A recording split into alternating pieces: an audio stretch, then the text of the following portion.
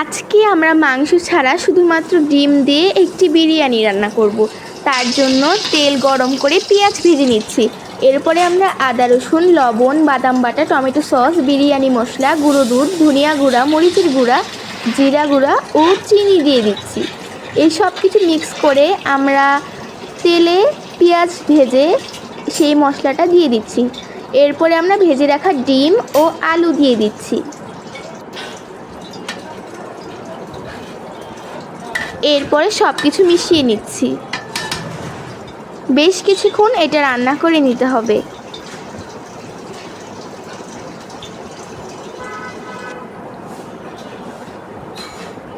আমরা সামান্য পানি দিয়েছি। এবার ডিম আর আলুগুলোকে উঠিয়ে নিচ্ছি। এরপরে আমরা ধুয়ে রাখা চাল দিয়ে দিচ্ছি।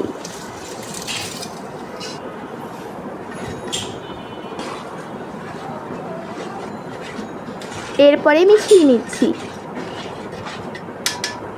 এরপরে কাঁচামরিচ দিয়ে আরেকটু পানি দিয়ে দিচ্ছি।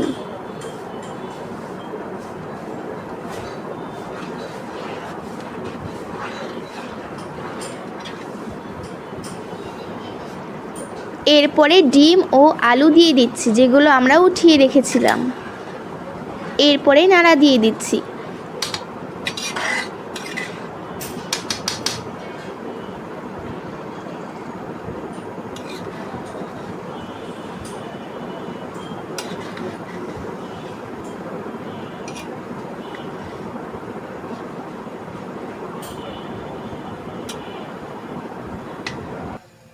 আমাদের বিরিয়ানি রান্না প্রায় শেষ হয়ে গেছে।